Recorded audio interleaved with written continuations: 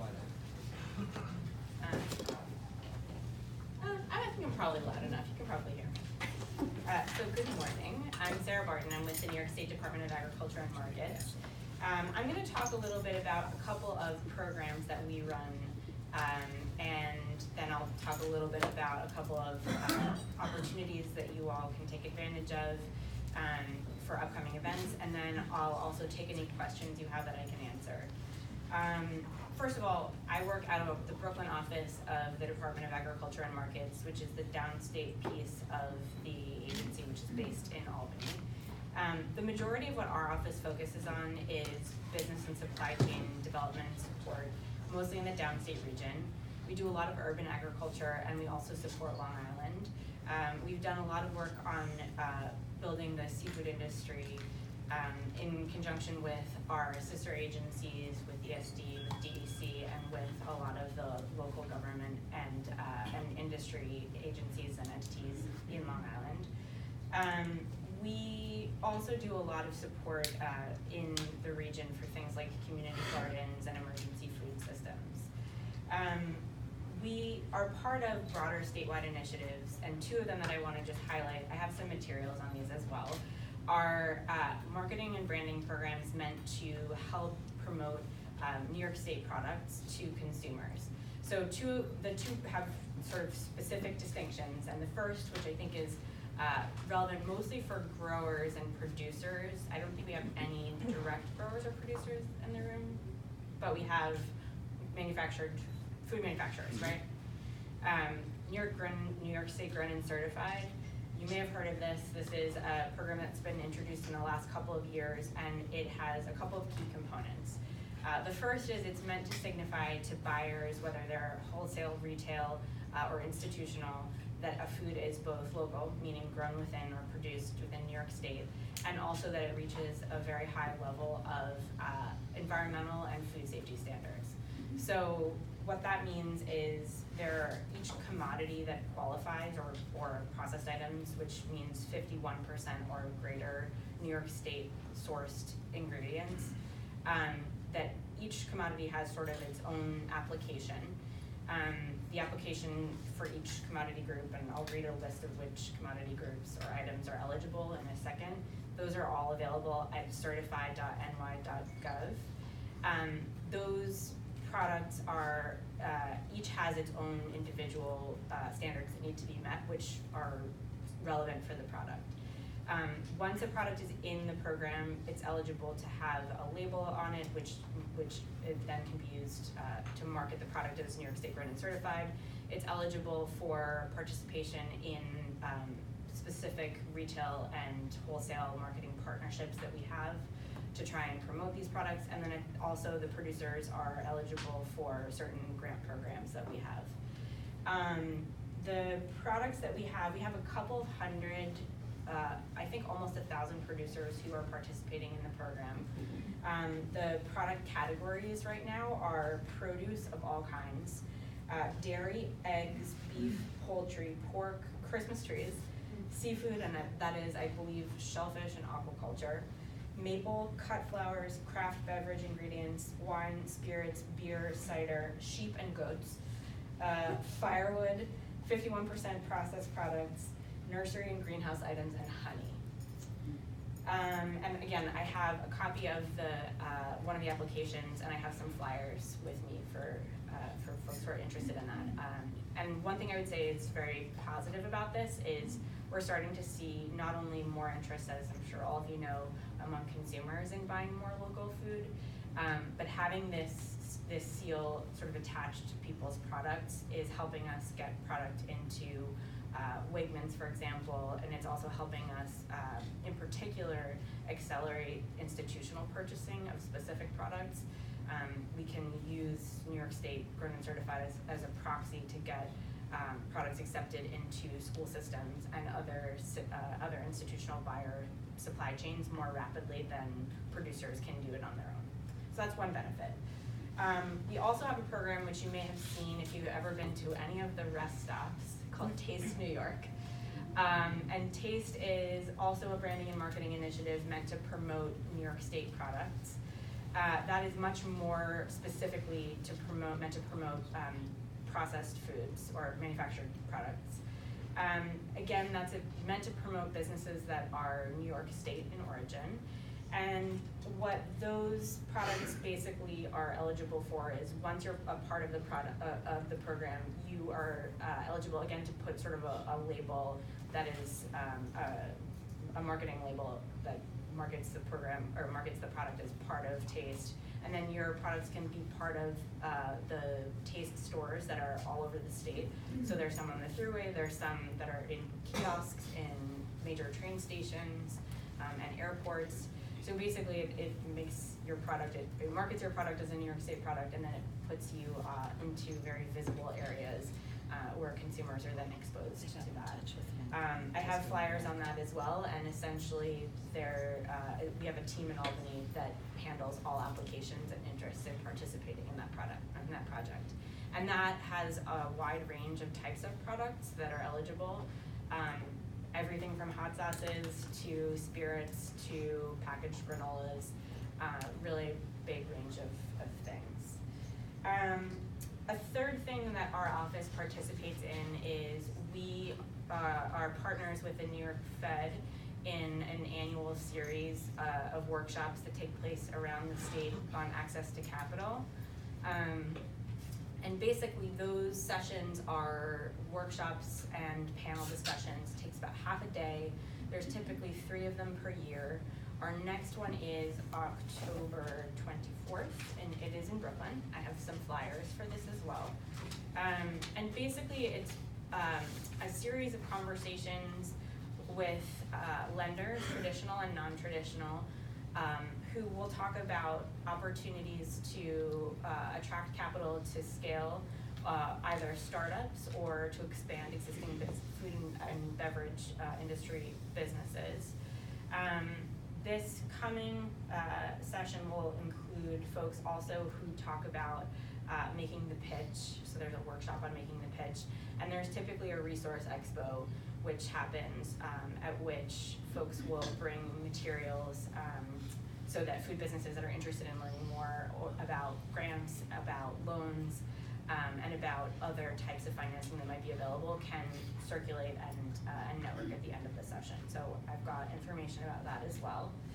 And then finally, I'll talk a little bit about what I spend most of my time on, which is institutional procurement. So our commissioner likes to say one of our biggest jobs as an agency is to make New York State be New York State's customer. So there are billions of dollars that circulate through New York State's economy every year in terms of city, state, and local government procurement or purchasing of goods, and food is no exception. New York City Schools is the second largest institutional purchaser in the world, second to the US military. So its purchasing power alone is enormous. The food banks are another enormous institutional purchaser.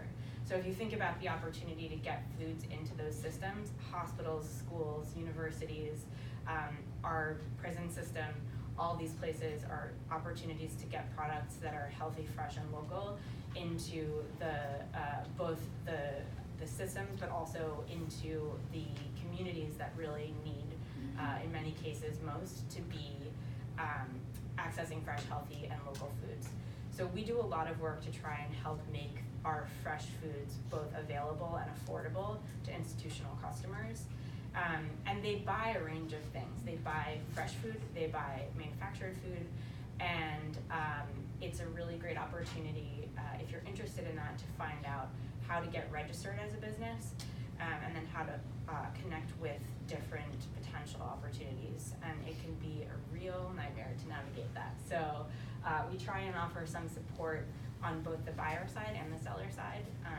We try and direct folks on both sides to local technical assistance providers, and then we try and make sure that when folks are looking for example, we will often get asked, how do I find someone who is selling chickpeas, New York State grown chickpeas? We try to maintain a database of as much information as possible about different producers and food manufacturers, products, capabilities, and interest in selling into institutional clients. and that way we can best service our buyers. And then on the seller side, we also have a pretty good idea of what people are buying, so that we can go to our producers and our food manufacturers and say, hey, there's an opportunity for you to sell any of your products into these systems. So that's a bit about what we do. I guess I'm an approved vendor for Taste NY, and one of the big, when I kind of go to people and I'm marketing my stuff, I always tell them that, like, not only a top-notch tasting hot sauce, but it's like a great local brand story.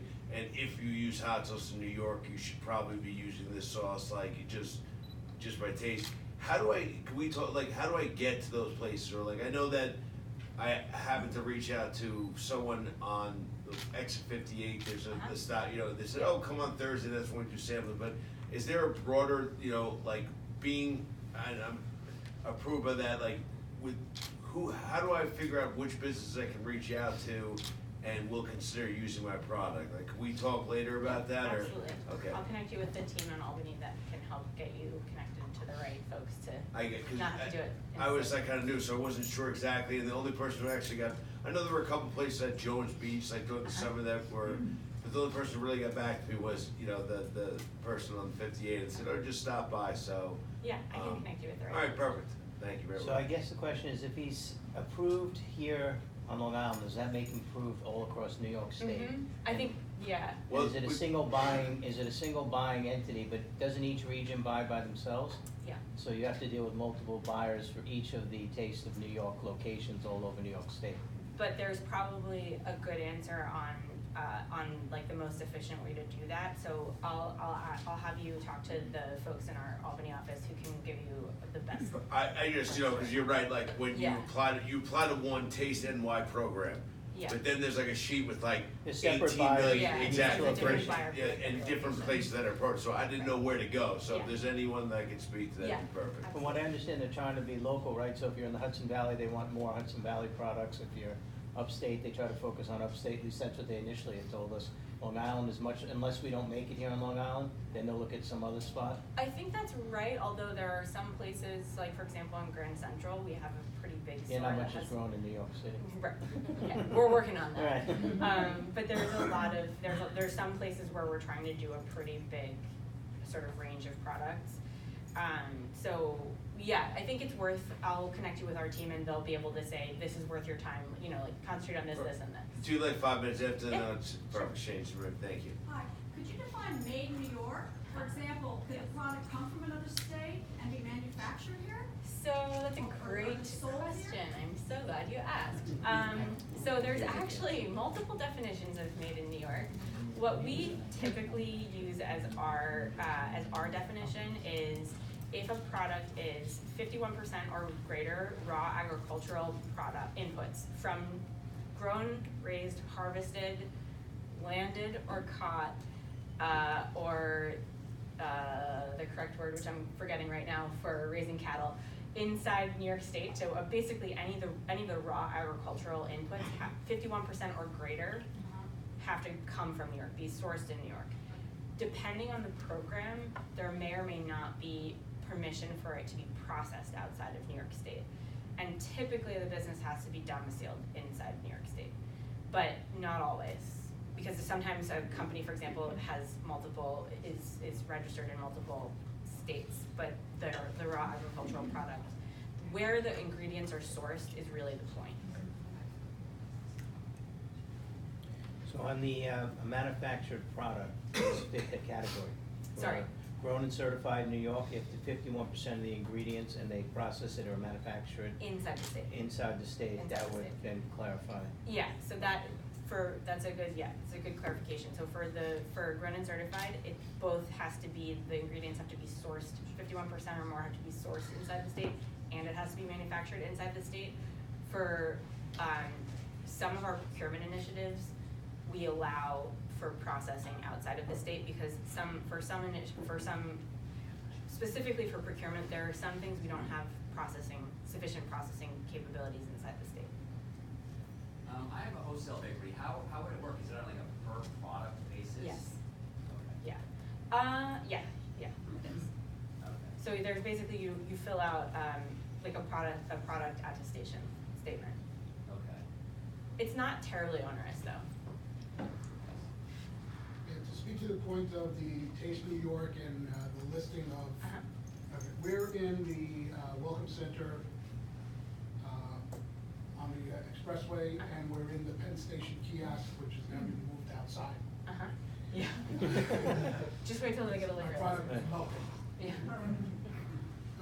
But then I've also noticed, like, there is a big list of Taste of New York, but within that list, there's like individual retailers that will kind of like have that banner. Uh-huh. All right, so it's not so much that that would be an actual Taste of New York location, it is much of a sub-location, is that correct?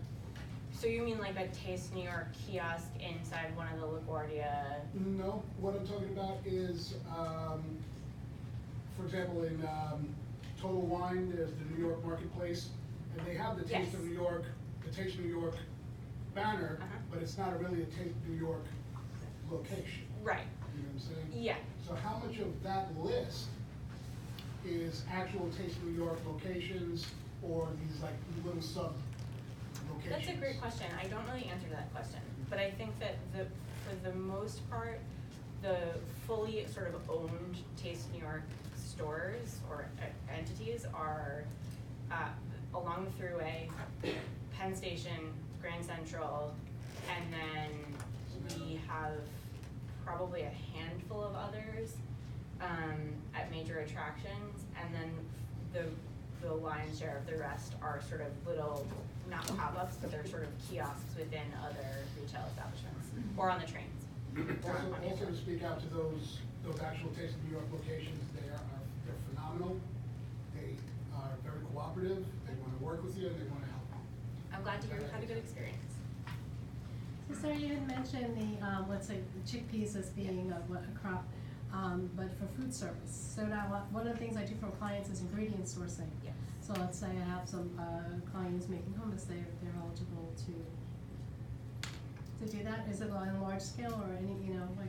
Yeah, so, that's actually an interesting question about institutional purchasing. There's a variety of scales because some institutional purchasers are trying to buy, for a population of 1.1 million students, New York City schools. Some are trying to buy for 64 students. And so the size of the procurement really depends on the buyer. But yeah, they're all types of producers are eligible, like all scales of producers are eligible depending on the needs of the buyer, and similarly, all scales of buyers are eligible. Is there a list somewhere of the products available? Yeah, so we, one of the things that I would say we are trying to do is push people to try and use the database of producers in Grown and Certified because it's the most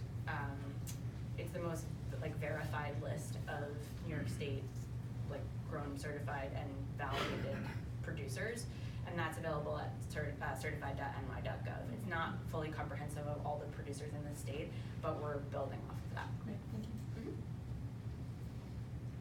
So you talk a little bit about the grant programs and what it entails and what you get and what you can use it for?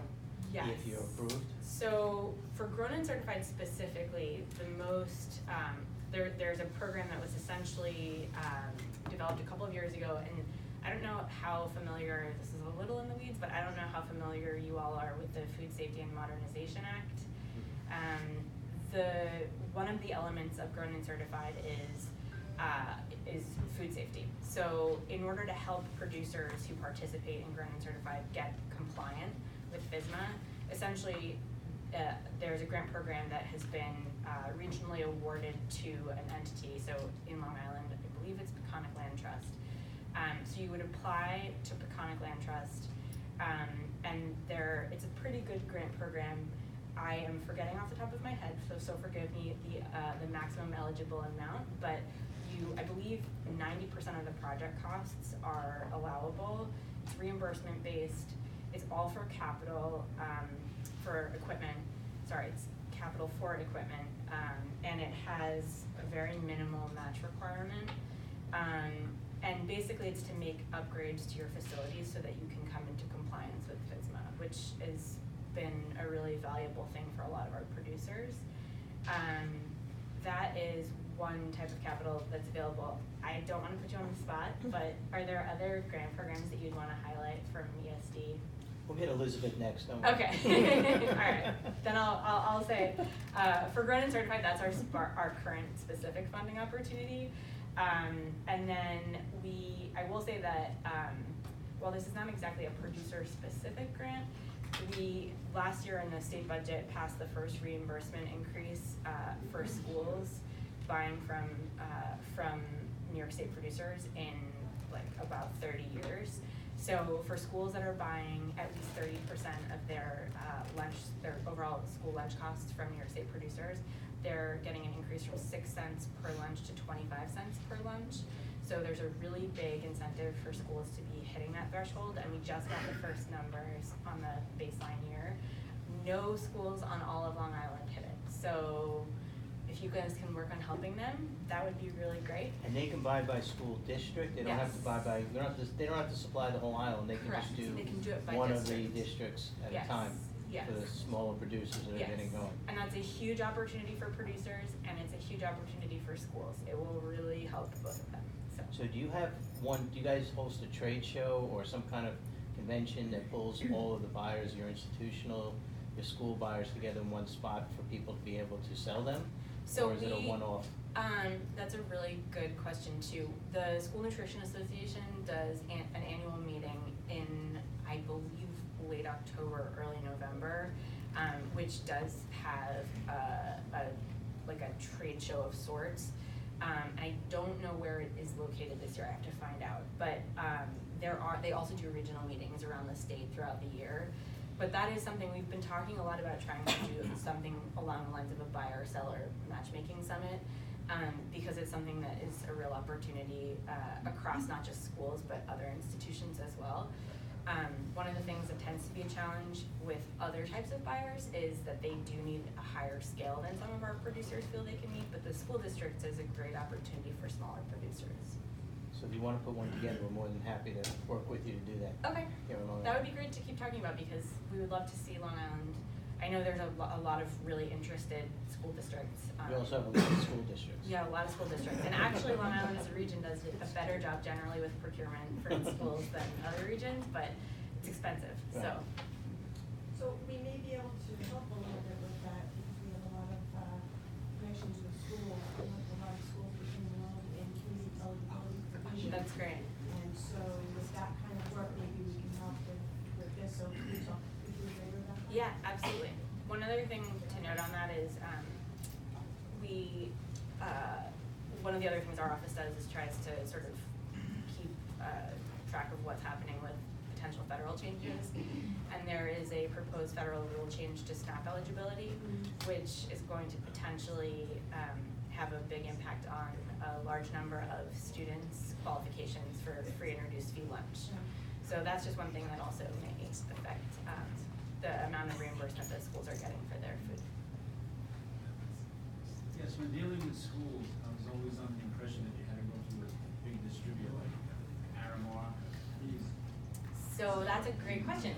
A lot of people think that, and it depends a little bit on each district how they typically procure, like what their procurement process is. What I've found so far is the schools procure in a mix of ways. So they have different purchasing thresholds, which is just the amount of money that they, the type of contract they have to use depending on the amount of money that they're trying to spend. Some of them do buy most of their food through a broadline distributor. But one thing we are finding is a lot of them, if they find a product or a producer that they want to buy from, and they're buying through a distributor, they try to get that producer added to the distributor contract. So basically all the distributor is doing is handling delivery, which is great, because then the delivery or the distributor just handles essentially a markup cost. And otherwise, they're allowed to make what's called micro purchases, which is I believe up to $3,500 on a product. Without going through the formal contracting process, they can make those purchases. Is that annually? Sorry? Is that annually? No, that's per purchase. So that's good. Yeah. Annually, that wouldn't be too much here on Long Island. And they have a lot of exemptions from, not exemptions, they have a lot of particular sort of workarounds to some of the more restrictive state thresholds that allow them to buy at higher thresholds specifically for food. So they can buy, I believe it's up to $50,000 worth of food, local food, without having having to issue a formal procurement. Unlike the other agencies, which have to go, I think, under 10,000. So there are some good sort of options. There's some good flexibility for them. Kind of two questions. Is there any kind of focus or like thought process in getting that local supply chain in the foods to be local food? Like what we're talking about, kind of? I'm just curious. It sounds like if there's, I didn't realize there are large distributors involved actually in the districts. I mean, we have like 300 of them here on Long Island or something. I don't even know. So I'm just curious if there's any thought process of layering in some of this local food that we're kind of all discussing. Into distributors? Into the schools too. Oh. Into our kids' mouths. Yeah, well, that was the entire intent of passing that increase in the budget last year, was because it's an incentive specifically to get schools to buy more local food. And the challenge is that, I mean, to be frank, a lot of the food that's produced in the state is more expensive than it's, I mean, I'm telling you things you already know, but it is more expensive than a lot of the competitor states' food of comparable quality and category. And one of the problems is that the state finance law requires any institutional buyer who is spending state resources to basically make the most economical choice for taxpayers. So balancing those two things is the challenge. But we do, I mean, we're trying to do everything we can. We have a farm to school grant program that we co-administer with the Department of Education every year to try and help schools develop scratch cook kitchens, to develop their capacity to actually, you know, both store and process local food. And then we work on trying to fix some of the supply chain inefficiencies that makes it hard for schools to buy local food. We're doing a lot of work to try and make it, and we're actually talking to some schools on Long Island this week about making it possible for all the schools in New York, for example, to buy New York State milk, which should be a no-brainer, but isn't. We did some analysis of the different prices that schools are paying for milk across the state, and it's interesting. Sometimes it's cheaper for them to buy through a distributor than to buy directly from a producer, which you wouldn't think makes any sense, but a lot of it is actually the delivery costs. So figuring out where the pain points are in price sometimes is the way we can get more local food into the schools. My other question was, as far as like what industry in the food cycle are you seeing the most? Is it more agriculture? Is it more manufacturing? Is it import and distribution? Is it, you know, can you help each kind of level in that, in the scale of the, you know, companies involved in food and beverage? Yeah, I would say I think broadly in the state we try to. We were talking earlier about the fact that the state has a fairly disintermediated supply chain. Like all of those pieces are different and they all have different challenges, but like every part of this country, New York State has the majority of small, medium, or small and mid-sized and family-owned farms. So we try very hard to figure out how to help those farms and how to specifically focus on things like distribution, logistics, aggregation. We've invested with, ESD has invested, but with the City of New York in creating, or in funding a wholesale farmers market, which is opening in Hunts Point in the next year, which will be a huge opportunity for producers from across the state to get their fresh produce into New York City, which is one of the biggest markets in the country and the world. Trying to help our small producers by looking at all of those pieces of the supply chain is really important. Our food manufacturing segment. Sorry? You help with like incubators? Yes, we do also, we do a lot of business support for incubators, and we work with them a lot. So we refer them to TA, we try and help connect them with, also with lenders. And then we try also to help with, I mean, we have a regulatory side, which does all of the compliance work with the licensing. But we do try to make sure that they're connected to their local extension agents and other folks who can help them get ready and compliant for all of their licensing. But yeah, I think the food manufacturing segment of our food industry in the state is the largest piece of our food industry by far. So really trying to make sure that we're marketing those products and we're trying to make sure that they're in as many distribution channels as possible. That's a big priority for us, including exports, which is a good point. So before I put you on the spot, well, do you have anything to add, Elizabeth, on the grants or what you guys do together, or? So, I mean, I think our primary grant program for, that would be good for small and medium-sized food businesses and producers is the CFA round, which is closed, unfortunately, but usually it occurs every year, and it's a grant funding cycle, that's open from May to July. It funds 20% of capital costs, through ESD, but then there's also marketing programs through Market New York. The DEC has programs in the round, DOS has programs in the round, so there's a lot of different outlets to find grant funding, and we have funded, just an example, Peconic Land Trust got a $1 million grant a couple of years ago, and then they sub-granted it out to local producers who then used it to buy agriculture equipment, so that's just closing out this year. But we have funded, Haskell Seafood received a grant that for machinery and equipment purchase. Unfortunately, that was terminated, but he's still doing that project. But this is an example of a type of company that could receive funding. So that's available. We will know if it's funded next round for round 10 when the budget's passed. But right now we're in the process of looking over the grant applications from round 9, which closed in July.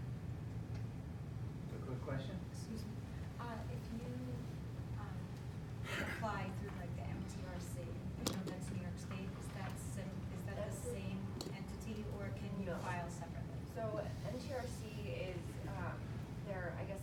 they have a federal grant, which is sub-granted to a state agency, and then it's sub-granted down to MTRC. So there is state manufacturing extension partnership group, and so that's a separate, completely separate program. So they have a cap at what they can fund, it's 20% or up to, I'm not 100% sure what the number is, but up to a certain amount of money, whereas we don't have a cap. So we have about $20 million in the round to distribute in the region. And so that's kind of how we then figure out what people can get. But if you, 20% of your total project cost is $1 million, then you can apply for $1 million for it. So all these programs are separate and unique and can be combined together, a lot of them. Yes. Which is what you gotta kinda get. So they are out there, and we continue to try to put them up on the website again under resources. You'll see some of the links to it, so whatever you send us, we put up there. So, Can I mention just two? before I put you on the spot, so go ahead. Okay. One is, this may not be eligible, or this may not be relevant specifically for folks in this room, but to be aware of and to tell your producer friends, we do have ESD administrators, and we also try to promote annually a new farmer grant fund, which is for producers who have been in business for more than 3 and less than 10 years. That is a great opportunity to help producers who are trying to scale their businesses. And we also have, there's a number of programs through NYSERDA that are worth looking at, which are specifically around energy efficiency in agriculture and food production. And that's been particularly an increasing area of focus for NYSERDA over the past couple of years. They're trying to help make sure that the agricultural businesses and food production businesses in the state are as energy efficient and environmentally sound and responsible as possible. So the question I have for you is, I hear New York, is it Food and Ags and Market are putting on something in November upstate, and you're giving away $1 million? How do we get that for Long Island? That's a great question. This may be news to me. I may have needed to read the Go press ahead, release ask her. previously. I don't think that's ESD, it's not Ag Markets. Yeah, I thought it said Ags and Market Summit. I think he's talking about Grow New York City. Not Grow New York City, sorry. Somebody's giving out $1 million upstate to the food industry, and it's not coming down to Long Island. Yeah, it's Central New York, Southern Tier. Okay, I know the competition that was. Yeah, they forgot us down here in the lower half of the state. It was a state of the state initiative last year. Yeah. Just wanted to mention that, just to say we are here. We do see the stuff out there. Call your state senator. All right, you heard it. Thank you very much, I appreciate all. it. Any questions, just ask her afterwards, Yes, so, and I'll have thank you some materials. for everything.